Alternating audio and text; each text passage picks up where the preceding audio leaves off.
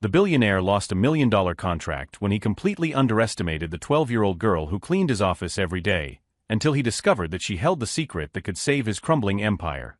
Mr. Davidson, I regret to inform you that the Yamamoto Corporation has decided to cancel the $2.5 billion contract. Lawyer James' voice cut through the silence of the office like a sharp blade. They cited cultural and ethical incompatibilities as the official reason. William Davidson, 53 years old, felt the world crumble around him. 25 years of building the largest technology conglomerate on the West Coast, and it was all falling apart in a matter of weeks. The contract with the Japanese represented not just money, it was her definitive entry into the Asian market. Ethical incompatibilities?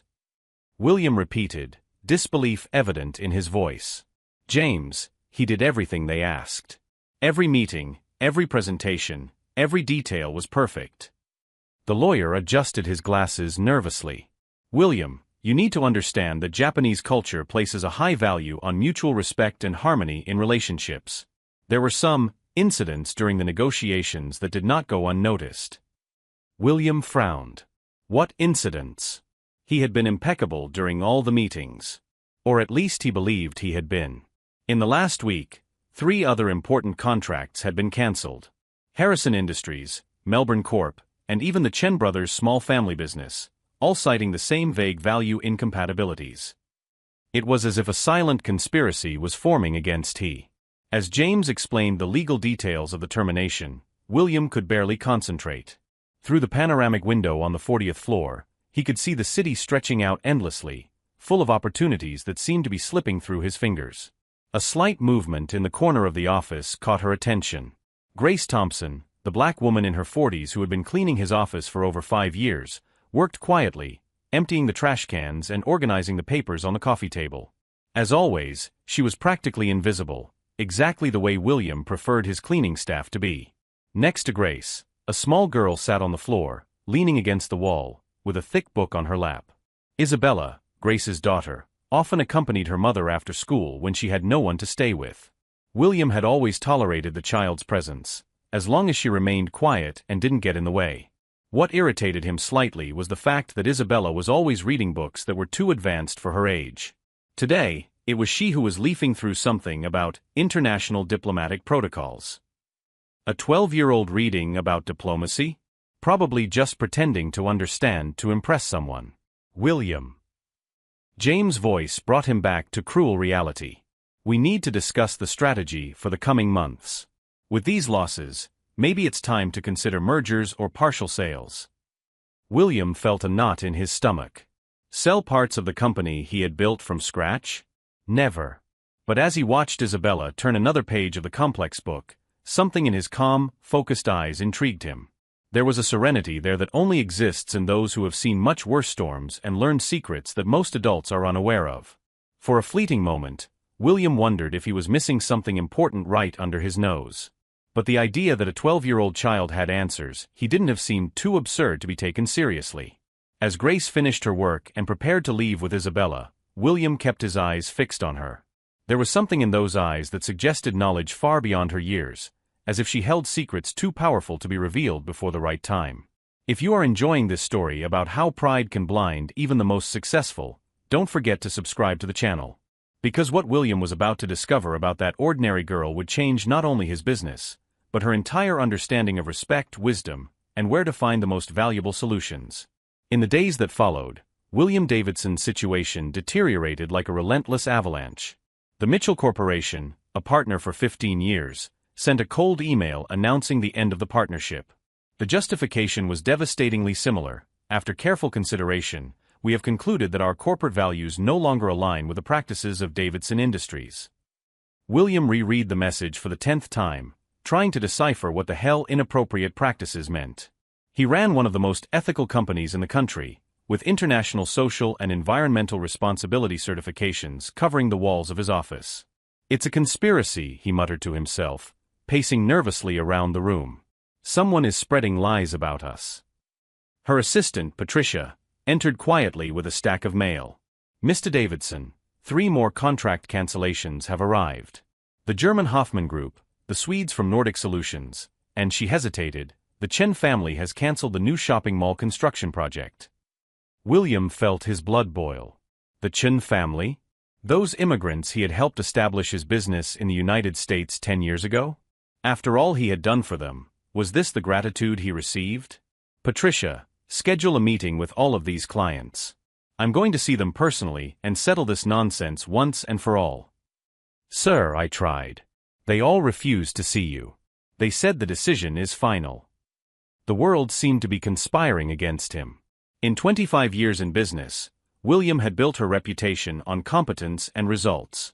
Now, for the first time, he tasted the bitter taste of mass rejection. That afternoon, while Grace and Isabella did their usual cleaning, William couldn't concentrate on the financial reports. His eyes kept drifting to the girl, who was reading something about cultural psychology and international communication. What kind of child reads these things, he thought, irritated. She probably doesn't even understand half of what's written. Isabella, as if sensing the weight of his gaze, looked up from her book. Mr. Davidson, she said in a surprisingly clear and mature voice, may I ask you a question? William blinked, surprised. In 5 years, the girl had never spoken directly with he. What is it? Have you had any meetings with people from Japan recently? The question caught William completely off guard. How did a 12-year-old know about his negotiations with the Japanese? Why are you asking? Isabella calmly closed her book. It's just that his history teacher was explaining about different cultures, and she said that in Japan, people pay a lot of attention to how you treat people he considers less important. It's like a test of character. Grace stopped cleaning and looked at her daughter with a silent warning expression. Isabella, don't bother Mr. Davidson with your school questions. But William was intrigued, despite his irritation. And what else did her teacher say? That they watch to see if you're polite to waiters, drivers, cleaning staff. Isabella paused significantly, because they believe it reveals who you really are when no one important is watching. A chill ran down William's spine. He vaguely remembered some interactions during meetings with Japanese executives. Had he been a little impatient with the waiters serving coffee? Perhaps he had completely ignored the hotel cleaning staff? That's ridiculous, he said, more to himself than to Isabella. Business is about competence, not forced smiles for employees. Isabella nodded respectfully. Of course, Mr. Davidson. I was just curious. But something in her tone, a quiet wisdom that didn't match his 12 years, bothered William deeply. It was as if she knew something he didn't. That night, alone in his $20 million penthouse, William decided to investigate personally. He called his former partner at Mitchell Corporation, Robert, with whom he had played golf for years. Robert, we've been friends for a long time. Tell me the truth, why did you cancel our contract? There was a long silence on the other end of the line. William, you're a brilliant businessman, but, Robert sighed heavily. Have you ever stopped to think about how you treat the people around you? What do you mean? At the last conference in Chicago, you publicly humiliated that young executive of her team because he spilled coffee on his shirt. In front of 50 people. The kid almost cried. William frowned. He was careless. I just made that clear. William, you called him useless, incompetent, and said that people like he should never be in positions of responsibility. In front of Japanese clients, no less. The memory came back like a punch in the stomach. William remembered the incident, but at the time it had seemed like a perfectly reasonable reaction. Robert, this is business. If people can't handle direct criticism. It's not about criticism, William. It's about unnecessary cruelty. And it wasn't an isolated incident. Mr. Yamamoto specifically mentioned how you, his hotel staff, treated the hotel. He said it was deeply disturbing. William hung up the phone with his hands shaking. For the first time in his life, he was being forced to confront a truth he had always avoided. Maybe the problem wasn't an outside conspiracy. Maybe it was him. The next day, during his morning walk through the office, William observed her interactions with a painful new awareness. He noticed how she spoke to the security guards, how she completely ignored the cleaning staff, how she treated her own assistant like an efficient but disposable piece of equipment. And every time he looked at Isabella, sitting quietly in the corner with her impossible books, an uncomfortable voice whispered in his mind, that girl knew. She knew from the beginning. But to admit that a 12-year-old girl, the daughter of the cleaning lady, had insights that he, a Harvard-educated billionaire, had completely missed? That was unthinkable. Too humiliating to even consider. So William did what he always did when confronted with inconvenient truths. He built an even higher wall of arrogance, convincing himself that the world was wrong, not he. After all, who were all these people to judge him? He had built an empire. They were just pieces on the chessboard of life. But late at night, when the office was empty and quiet, William sometimes found himself staring at the corner where Isabella used to sit, and a disturbing question echoed in his mind. What else did she know that he was desperately blind to see? The free fall continued relentlessly. 6 more contracts canceled in a single week, including the devastating loss of the partnership with Tesla Corporation, a deal that had taken 3 years to close. William Davidson felt like a man watching his own funeral. "We need to consider mass layoffs," said Patricia, her assistant, her voice breaking. "The payroll for the next 2 months is compromised." William nodded mechanically, but his mind was elsewhere. Since his conversation with Robert, a painful suspicion had settled in his chest like an open wound. Maybe, just maybe, the problem wasn't an outside conspiracy. Maybe it was the reflection in the mirror that he had refused to see for decades. That afternoon, while Grace and Isabella did their routine cleaning, William made a decision that would have seemed unthinkable a week earlier. He approached the girl, who was reading a book on intercultural communication in international business. "Isabella," he said, his voice softer than he had ever used with a child. "May I ask you a question?" She looked up, those piercing blue eyes that always seemed to see beyond words. "Of course, Mr. Davidson. How did you know about the Japanese? About how they observe the way we treat other people?" Isabella calmly closed the book. "My grandmother worked in an international hotel. She always said that the most important guests were the ones who paid attention to how you treated those she thought didn't matter." Grace stopped organizing the papers and looked nervously at her daughter. "Isabella, we don't want to bother Mr. Davidson." "You're not bothering him," William said quickly. "Please continue."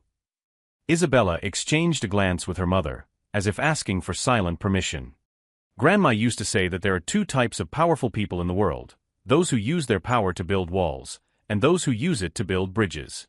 The Japanese, the Germans, even many Americans today, they only want to do business with bridge builders." The words hit William like a punch to the gut. "And he's a wall builder." "You were," Isabella corrected gently. "But walls can be torn down. Bridges can be built. The question is, do you want to learn how?" Grace gasped. "Isabella, you can't talk like that too." "No," William interrupted, feeling something strange and unfamiliar welling up in his chest, genuine humility. "She can. In fact, I think she needs to." He knelt down to Isabella's level. "What would you do in my place?" The girl studied his face for a long moment. "First, I would stop trying to fix things. I would start by trying to fix the people you've hurt." "How?" "Grandma always said that apologizing isn't about what he did wrong. It's about showing that you understand how it affected the other person." Isabella opened her book to a marked page. "It says here that in Japan, when he offers a sincere apology, he uses a word called dajiza. It means to bow completely, acknowledging that he has caused real suffering." William felt a lump in his throat. What if it's too late? What if they don't believe I've changed? "Then you don't do it for him," her said with a wisdom that defied her age. "You do it for yourself. So you can look at yourself in the mirror again." That night, William did something he hadn't done in years. He personally typed an email. Not to a client or partner, but to Marcus Chun, the young executive he had humiliated at the Chicago conference. "Marcus, I need to offer you a sincere apology. My behavior was unacceptable, and you didn't deserve to be treated that way. I'm not writing because I want something in return, but because I finally understand how much I hurt her. If you'll allow me, I'd like to talk to her in person." He sent similar messages to the waiter he had cursed at in Toronto, to Patricia for years of disrespectful treatment, to dozens of people he had trampled on in her journey to the top. Most did not respond. Some responses were cold. But Marcus Chun called the next day.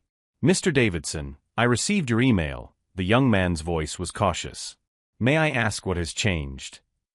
A 12-year-old girl taught him that true power is not making people fear you. It's making them respect who you really are, not what you have. There was a long pause. I would like to talk in person, yes. But not in his office.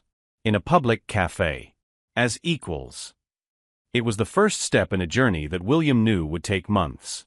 With each meeting, with each sincere apology, he felt pieces of her arrogance crumble away like unnecessary armor that he had carried for decades. Isabella became his official unpaid consultant on rebuilding bridges. She taught him about cultural codes he had never considered, about the difference between commanding through fear and leading by example. The secret isn't just being polite, she explained while her mother cleaned the windows. It's genuinely caring about the well-being of the people around you. When you truly care, it shows in every gesture, every word. Grace watched these conversations with a mixture of pride and concern. Seeing her 12-year-old son advising a billionaire was surreal, but there was something deeply touching about William's transformation. 3 weeks after beginning his journey of reconciliation, William received an unexpected call. It was Kenji Yamamoto, the Japanese executive whose company had canceled the $2.5 billion contract. Mr. Davidson, I've been hearing interesting things about you. People who used to speak ill of you are now mentioning significant changes. I'd like to propose an informal meeting. Just to talk. William's heart raced. Mr. Yamamoto, I would be honored. But there is one condition, Kenji's voice was serious. I want to meet the person who inspired this transformation. I heard it was a child. That intrigues me deeply. William looked at Isabella, who was in the corner of the room reading something about business ethics in the 21st century. As if sensing his gaze, she looked up and smiled, a smile that contained more wisdom than any MBA he had ever known. I can arrange that, he said, his voice trembling with an emotion he couldn't name. Was it hope? Was it gratitude? Was it the frightening and wonderful feeling of becoming a better man? For the first time in months, William Davidson wasn't just weathering the storm. He was learning to dance in the rain, guided by the steps of a 12-year-old girl who held secrets more valuable than any corporate strategy he had ever studied. But what neither of them knew yet was that the real test was just beginning. The meeting with Yamamoto would be more than a second chance. It would be the moment when Isabella would reveal the most powerful lesson his grandmother had taught her, a lesson that would transform not only William's life, but completely redefine the concept of business success in the minds of everyone present. The meeting took place at the elegant Japanese restaurant Sakura, a neutral setting carefully chosen by Kenji Yamamoto. William arrived 15 minutes early, accompanied by Isabella and Grace, who had discreetly insisted on coming along with her daughter. Remember, whispered Isabella as they waited, in Japan, respect is not performative. It is genuine. He will test that. Yamamoto arrived punctually, accompanied by 2 other executives whom William recognized from previous negotiations. What he did not expect was to see Robert from Mitchell Corporation entering right behind them, followed by Marcus Chen and, to her complete surprise, the entire Chen family. Mr. Davidson, Yamamoto greeted him with a respectful bow. Thank you for agreeing to this meeting. And this must be the young lady who has made such an impact. Isabella bowed impeccably, speaking in the basic Japanese she had learned over the past few days. Hajimashite, Yamamoto-san. Yoroshiku onegai shimasu. Yamamoto's face lit up with genuine surprise. Remarkable. An American child who cares enough to learn our language. William felt a chill in his stomach. Something was going on here, something much bigger than he had understood. Mr. Yamamoto, he doesn't understand. Why are all these people here? Because, said Robert, sitting down at the table with an enigmatic smile, we never cancel our contracts on a whim, William. It was a test. Marcus Chen spoke up. After you humiliated him publicly, I didn't just want an apology. I wanted to see if he was capable of real change. So I contacted other executives who had had similar experiences with him. We formed a kind of coalition, continued Mr. Chen, the patriarch of the family. We wanted to see if William Davidson could learn genuine humility, or if he was just another arrogant billionaire disguised as a philanthropist. William looked around the table, realizing he had been completely manipulated. You set this up? Not exactly, Yamamoto said calmly. We created an opportunity. But the transformation, Mr. Davidson, was entirely her choice. Isabella gently placed her small hand on the table. May I explain, Mr. William? All eyes turned to the 12-year-old girl who had quietly orchestrated one of the most elaborate business lessons any of them had ever witnessed. "My mother has worked for you for 5 years," Isabella began with a calmness that belied her age. "Every day, she would come home and tell me how he treated people. Not just her, but the security guards, the delivery drivers, anyone he considered inferior." Grace clenched her hands nervously, but Isabella continued with impressive serenity. "When Mom found out you were losing contracts," she told me, "I researched him online and discovered that many executives were discussing this in professional forums. So I did something that a 12-year-old shouldn't be capable of doing." William felt his blood run cold. "What did you do?" "I wrote emails," Isabella said simply. "To Mr. Yamamoto, to Mr. Mitchell, to Marcus, to the Chen family. I introduced myself as a student doing a school project on business leadership, and asked to interview her about her experiences with you." Yamamoto smiled. "It was the most articulate and insightful letter I've ever received from someone her age." She described exactly what we had observed about his behavior, but also suggested that perhaps he was capable of growth. "She proposed an experiment," Robert added. "We would temporarily cancel our contracts to see how he would react to adversity. If you blamed others, resorted to lawyers, or tried to use political power to force us, we would know there was no real change." Marcus leaned forward. "But if you sought self-knowledge, if you genuinely tried to understand where you had gone wrong, then maybe it would be worth giving you a second chance." "Isabella created a monitoring system," Mr. Chun continued. "Her mother discreetly reported your behavioral changes. Marcus told me about his sincere apology. Robert confirmed that you had sought out people you had hurt." William looked at Isabella with a mixture of shock, admiration, and something approaching reverential awe. "You orchestrated this whole situation? At 12 years old?" "My grandmother always said that true leaders are not those who never fall," Isabella replied, ancient wisdom echoing in her young voice. "They are those who, when they fall, choose to get up different than they were when they fell." Yamamoto nodded respectfully. "In Japanese culture, there is a concept called kaizen, continuous improvement. But there is another deeper concept, ningen kisi, the formation of human character. Isabella understands this intuitively." "The test wasn't just about business," Robert added. "It was about finding out if you could become the kind of person we want to do business with in the long term." William felt hot tears welling up in her eyes. Throughout her adult life, she had been the most powerful man in the room. Now, a 12-year-old girl had orchestrated her moral education with a sophistication that made his Harvard MBAs look like child's play. "And the verdict?" he asked, his voice breaking. Isabella looked around the table, meeting the gaze of every executive present. "You passed the test, Mr. William. All of you. All of us." William blinked, confused. "The test wasn't just for him," Isabella explained patiently. "It was for everyone. To see if powerful executives were capable of giving a genuine second chance to someone who had made mistakes. To see if they were capable of true forgiveness, not just business calculation." Yamamoto laughed loudly, a sound of pure admiration. "This child has just taught his lesson in humanity that no business school in the world could teach." "All contracts will be restored," Marcus announced, "with expanded partnership clauses. But there is one condition." William swallowed hard. "What is it?" Isabella smiled, that serene smile that he now understood carried generations of wisdom. "Isabella becomes the official organizational culture consultant for all our companies. With a salary commensurate with her contribution, of course." Grace gasped, covering her mouth with her hands. William looked at the girl who had saved not only his business, but her soul. "Do you accept the position?" he asked, extending his hand formally. "I accept," replied Isabella, shaking his hand with the dignity of someone who knew exactly the value of what she was offering.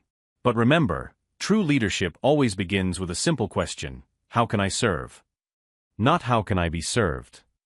Around the table, billionaires and executives applauded a 12-year-old girl who had just rewritten the rules of the business game. But what none of them knew yet was that Isabella had one last lesson in store, one that would forever change the way William viewed not only business, but the true meaning of wealth and purpose in life. 6 months later, Davidson Industries had not only regained all of its lost contracts, but had become the most respected technology company on the West Coast. William Davidson sat in his renovated office, where a gold plaque on the wall announced, Department of Organizational Culture, Isabella Thompson, Executive Director. The 12-year-old girl, now 13, conducted meetings with international CEOs, teaching them the same principles that had saved William: how to lead through service, not power. Mr. Davidson, Isabella entered the room carrying his monthly report. Employee satisfaction surveys have reached 97%. We are officially the dream company to work for in America. William smiled, watching the young woman who had transformed not only his company but her soul. And you, Isabella? Are you happy with your new life? She laughed, her crystalline sound that now echoed through the halls of Davidson Industries every day. Grandma always said that real happiness comes from using our gifts to uplift others. I'm exactly where I need to be. Grace Thompson, now Director of Human Resources, entered the room. Isabella, a proposal has arrived from Harvard University. He wants to create a leadership program based on her methods. At 13, Isabella Thompson had become the youngest and most sought-after organizational consultant in the country. Universities competed for her lectures. Companies paid fortunes for her consulting services. William looked out the window, seeing employees of all ethnicities and backgrounds working together in the company courtyard. There were no more hierarchies based on prejudice, only competence and character. Isabella, he said softly, how can I thank you for saving me? You didn't save me, Mr. William, she replied with a wisdom that defied her age. You saved yourself. I just showed you where to find the key. Meanwhile, in a small apartment on the other side of town, the old William Davidson, arrogant, cruel, lonely, had died forever. In his place was born a leader who understood that true power is the ability to lift others up, not tear them down. The most valuable lesson did not come from Harvard or years of business experience. It came from a 12-year-old girl who knew that real wisdom has no age, and that the greatest transformations happen when pride gives way to humility. If this story about how a child can teach billionaires to be human touched his heart, subscribe to the channel. Because sometimes the greatest lessons come from the most unexpected places, and true wealth is not in what we accumulate, but in what we cultivate in the hearts of those around us.